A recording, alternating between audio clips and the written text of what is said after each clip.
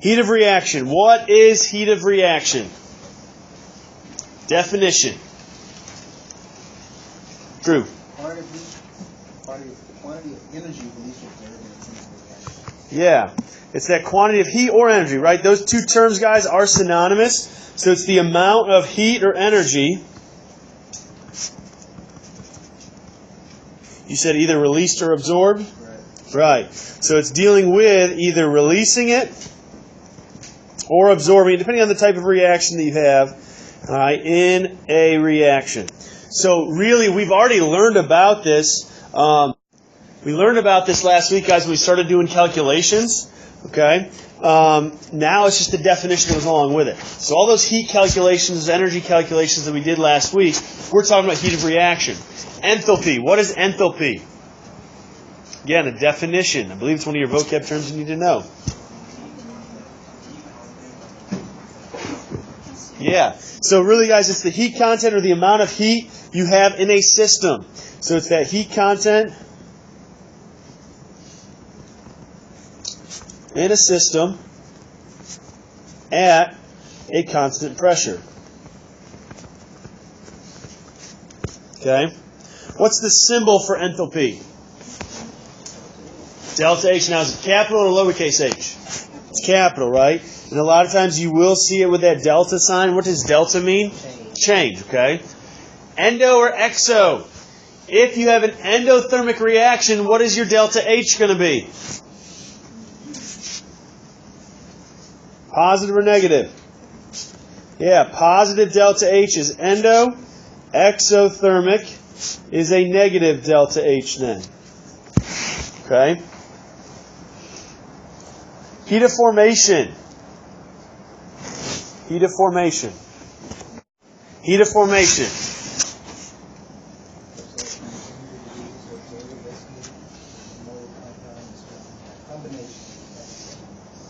Absolutely. So if you didn't hear that, guys, heat of formation, it's the amount of heat or energy that is required to form something new or to break down something that's formed to produce something new, pretty much, okay? So it's the amount of energy that it takes to make something new.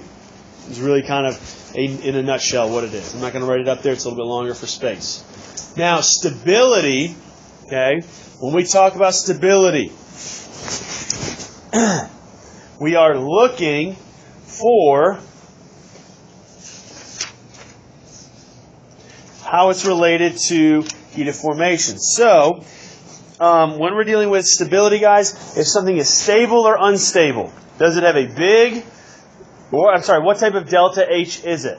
Okay, so if I have a positive delta H, what does that do for my stability? It's unstable. If I have a negative delta H, it would be stable. Okay? So we're not talking about, specific values or numbers. It's just the general trends of positive and negative here. Okay? Any questions? All right, moving on. Driving force of reactions. Driving force. This is the next page in your notes. All right. Do reactions tend to go toward higher or lower energy states? Lower. So the example, guys, like I've used all year long, would you rather run a marathon or stay in bed? The overwhelming majority of people would choose what? Stay in bed, right? Because it's less energy. So they want to go toward lower energy states because it's all about conserving energy here with reactions. They want to use the least amount possible. Entropy. What is entropy? One word is all you need to define this term. Randomness. Randomness. That's one word that it could be. Okay. What's another word? Or measurement. Not measurement. Not system. It's a synonym. Really, it's not really another word, guys. Randomness defines it perfectly, but some other terms that are synonyms of randomness that you will see include chaos and disorder. And disorder is a big one. Okay, when you talk about entropy, a lot of times disorder is what they're talking about. What's the symbol for entropy? Yeah, capital or lowercase? Capital S. A lot of times you will see it with that delta sign, delta S. Okay? And it leads us into, do processes tend to go toward more or less disorder? So let me ask you this, okay, as an example. So let's talk about chaos here. Think about your room, okay, your bedroom. Your parents ask you to clean it or tell you to clean it. Let's say, for all intents and purposes, that you actually do clean it, all right, whether you do or not. How long after you clean it does it actually stay clean? A day, 2 days maybe? 20 minutes? Somebody else said, oh, it's always clean. But I'm like, okay, let's say for all intents and purposes is that it is clean all the time, but doesn't it require you to do something to keep it clean? You have to constantly work and keep it clean to make sure things are organized, right? So that's my example, guys. Do processes tend to go toward more or less order? I'm sorry, disorder. They go toward more what? Disorder, right? They go toward more chaos. Another example is my desk. On test day, my desk is clean. 20 minutes after school that day, it's not clean anymore. All right? The next day, it's already all messed up. Systems like to go toward chaos. Again, it takes a lot of energy to keep things organized. Right? When you clean a house and you clean your room, it may take you all day to clean it. All right? Or you wash a car, you have to spend time doing that. Things like to go toward disorder more than order. Second law of thermodynamics right there. Which phase has the most entropy, Ben? Why? Absolutely. That's the key right there, guys. Random motion. That's one of our points of KMT when we did it back in, February-ish. All right, is constant, rapid, random motion. Random is the key. All right. If you think about it, I've shown you guys this model already where you've got sodium chloride. All right. And if you take a look at it, it's alternating green and silver. And it's very neat. It's very rigid. Very organized and structured. All right. Solids like crystals are very, very neat. Okay. They're not random. They break along defined lines, and they're very geometrically shaped. Okay. Very geometric. All right, so that's another way to think about it. Gases, they don't have a definite volume, they don't have a definite shape. All right, so they are they have the most entropy. Free energy. What's free energy? What's the formula for free energy? Just the easiest way. What's the symbol? Let's start there. G, capital G, right? So what's the formula that has G in it? So delta G, sometimes you'll see it with a degree sign, sometimes you may not. It equals what? Delta H. Okay. So when we take a look, folks, at this formula dealing with free energy, Gibbs free energy is what it's referred to as. All right, what pieces are in or make up free energy? Enthalpy and entropy and temperature, okay? So they're all related. Those things we were just talking about, guys, they go into this sort of free energy. What Gibbs free energy allows us to see is, will something happen on its own, or does it need some kind of Kickstarter boost for it? So that's when we get to a positive and negative delta G. So if we have a positive delta G, what does that mean for us? It's what? It's non-spontaneous. Okay? It means it doesn't happen on its own. It's not really found in nature. It takes some extra oomph to kind of get it to go. It doesn't just happen automatically. Whereas a negative delta G is going to be what? Spontaneous. It's going to just go.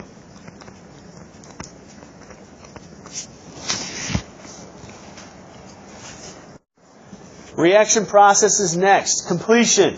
The reaction goes to completion. What does that mean? What does that mean?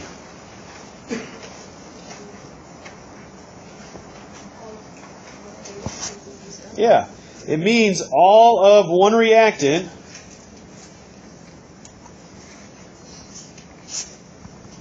is consumed or used up. At that point where it's consumed and it's all used up, what happens to the reaction? It stops. What's that called, folks? That piece that gets completely used up.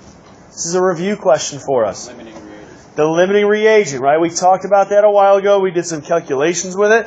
But now we're talking about that process. When it's used up, it's gone, your reaction stops. What's the slowest step in a reaction called? The rate determining step.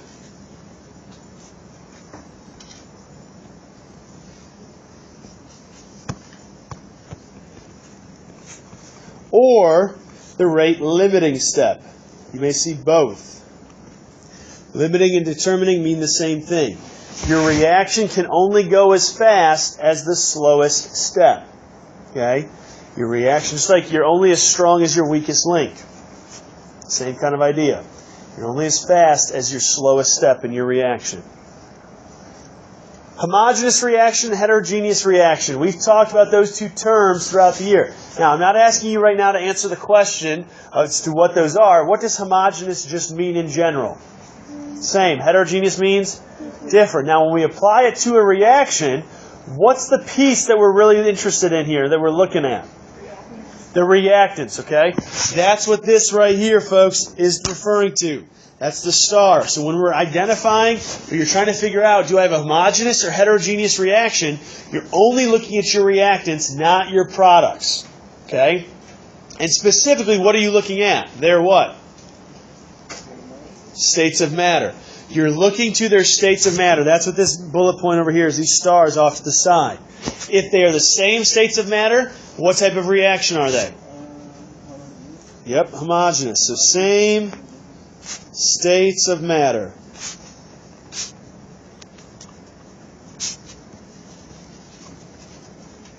Reactants only. Heterogeneous then would be what? Different states of matter.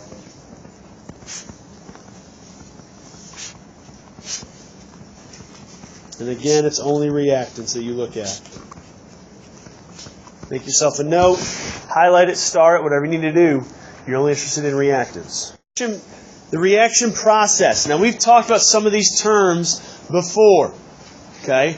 Reversible. What does reversible mean, guys? Yeah, it can go backwards, it can go forwards. All right, it can go front, it can go back.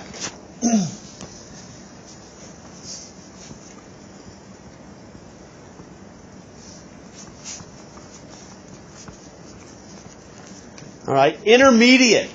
What is a reaction intermediate? Okay, so it appears on both sides of a reaction. Who else said something?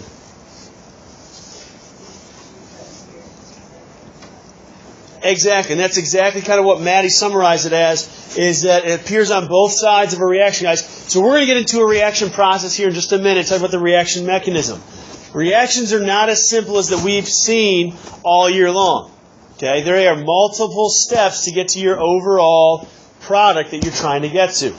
Okay, we'll get there in just a minute. So an intermediate is something that is produced in one step and consumed in another. So that you don't see it in the overall reaction. Okay? I'll show you again an example in just a minute as to what it's going to look like. Let's go there and do that next. I think it's going to make more sense than just talking about this. So right here in your notes, probably there were a lot of questions about this. All right? So our overall reaction is iodine plus hydrogen yields 2 hydrogen iodide. 2 moles of hydrogen iodide. But it's not as simple as just going from that plus that, this plus this equals that. To do that, guys, the first step of the reaction is you break apart the bond between an iodine molecule. Then we're going to use... Why did that freeze? What we're going to see here, folks, is that this is produced. It's used here. Something else is produced. Then the two things that were produced go together to form your final product. So when you're looking at a reaction mechanism, what you're going to do is you look at the entire process. If you see something that's on the left-hand side of the arrow and in one equation, and on the right-hand side in the other, that means it's being used and then it's consumed. You can subtract those out. Kind of similar to what we did with spectator ions. But there's one big difference that we'll talk about in a minute or two. All right? So, I2. Do I see just I2 on the right-hand side of my arrows? Anywhere? No. So that's something that I need for my overall reaction. I. Do I see I by itself on the right-hand side? No? Just I alone? Okay. Do I see it anywhere? Yeah, I see it right here, and I see it here. Now, how many do I have total on the left-hand side? 2. So, folks, what we can do is we'll cancel those out. They're produced in one step. Those iodine atoms are produced in one step, and they're used up in another step. So they're produced, and then they're consumed. H2, do I see that by itself on the right-hand side in the products anywhere? No. I see H2I, but that's not the same as H2. Right? Now, I see H2I right here and here. I'm going to cross those out. It's produced in one step. It's consumed in another of the reactions. So therefore, it's an intermediate is what we call it. All right? So, they appear on both sides. They are intermediates. Species that appear in some step, but not in the final equation. So guys, we can see from this reaction mechanism, all right, these were used, they were produced here, they were used in another reaction on the left, therefore they're not seen in the overall product. All year long, we've been balancing equations. We've been balancing the net equations of everything that is going toward our final product. All right? There may have been 3, 4, 5 steps that were produced. That were used to get to where we wanted to. All right? It doesn't happen as simple as we've seen it. Does this make more sense? Let's analyze this next one together. Okay? I've got carbon plus oxygen. That's going to produce carbon dioxide. Then I'm going to take 2 moles of carbon monoxide to get carbon dioxide plus carbon. All right? We have to write the final net equation and identify any intermediates. So, take a look. Start with your first element, carbon. Do you see carbon by itself? So since it's by itself right here on the left, do you see it by itself on the right? Absolutely, right? It's over there. So can I cross those out? Absolutely. Do I see oxygen? It's right here by itself on the left. Do I see it by itself anywhere on the right? No. Same thing with carbon monoxide. Do I see that on the right-hand side anywhere? So what am I going to do now, do you think? I'm just going to drop everything down. These are the pieces, guys, that I need to show the net equation. So it takes 2 moles of carbon monoxide plus oxygen, and that's going to produce, and again, it's a double arrow because it's a reversible reaction. That's going to produce 2 moles of carbon dioxide. Now, what is carbon in this case? Carbon was there. What's it going to be? It's going to be the intermediate. Carbon is our intermediate. Now, what you may be thinking is, well, it wasn't produced and then consumed. And you're right. It started out there, guys, in the beginning, and then it reappeared at the end. So whether it's produced and then consumed, or if it's consumed, meaning used up, and then reproduced later on, as long as it goes through that process where it's there and then it goes away, or vice versa, okay, it goes away and then it reappears, that's an intermediate. Okay, does that make sense? It has to be a reactant and a product in different reactions to be an intermediate. What's the difference between an intermediate and a spectator ion? They're very similar. So when we looked at equations, we said with spectator ions, if they're the same on the left-hand side and the right-hand side, we can cross them out. They don't take part in the reaction. Intermediates are kind of the same thing, but are they the same? No, why not? Because what? Okay, so they're not ions, that's part of it. That's one difference between them, absolutely. They could be ions, they may not be. But think about it, guys. So I just said spectator ions. Are they really taking part in the reaction? No, because what are they doing? They're watching, right? That's where they get the term spectators. Intermediates, are they taking part in the reaction? Absolutely, guys. They are an integral part. Without those intermediates, you can't have a reaction made. Okay, depending on the reaction, of course. But without those intermediates, you're not going to have a reaction at all. All right? So really, intermediates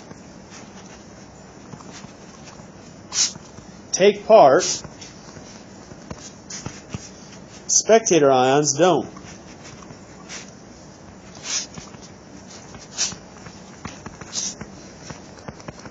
All right, they only watch. One of the last things we're going to talk about here, reaction rate. There are 5 factors that affect reaction rate. I will do a demo for you at some point this week showing you one of them. All right. What is one? Raise your hand and give me one factor. Doesn't that matter the order? Abby. All right, nature of reactants. Now that's one you have to do a little bit more of that, or with that. What does it mean for nature of reactants? What does that mean? Anybody?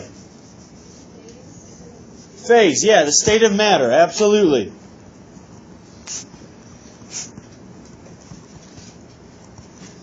So while we're on that, which state of matter do you think is going to react the fastest, folks? Why gases? Yeah, they're moving the fastest. Are they close together? No, there's not much hindering them from reacting. Which one's going to be the slowest then? Solids, guys. If you take 2 solids, they're only going to react right where they're touching each other. They're not really mixing throughout just because of the nature of their particles, how close together they are. Absolutely. What's another factor that affects reaction rate? Somebody else. Dawson. Surface area. This is one that I'm going to show to you guys later on this week. How many of you guys have ever used Alka-Seltzer before or know what it is? Right? I'm going to show you this week. The capsules where you take them and you put them in water and they dissolve. All right? Plop, plop, fizz, fizz, I think is what the commercial is. Well, a crushed tablet versus a full tablet, guys, is going to react differently. Just like granulated sugar versus cube sugar. All right? Like a cube of sugar. Block of sugar, whatever you want to call it. I don't know. Sugar cubes, that's what I'm thinking of. All right, number 3. Somebody different that has not told me one yet. Jerry. Temperature. Why do you think temperature, folks, would have an impact on reaction rate? Okay, it would have something with the nature of the reactants. What else? What is temperature the measure of? Energy, right? So the more energy, the faster it's going to react. Absolutely. Number 4, somebody else. Eric. Concentration. What does concentration imply? Yeah, how much you have. Guys, if you have more of a reactant present, is that going to react more or less, do you think? Not a trick question. More, right? Because if you have more particles, guys, there's going to be more interactions, more potential reactions taking place. And the last one? Activation. Nope, not activation energy. What were you going to say again, Jerry? Yeah, that catalyst, that presence of a catalyst. Now, Ben, you weren't super far off when you said activation energy. But we will talk tomorrow about what a catalyst does to that activation energy. So they're related. Catalyst and activation energy are related. When we look at the graphs tomorrow, potential energy diagrams, we'll get to see kind of what a catalyst actually does.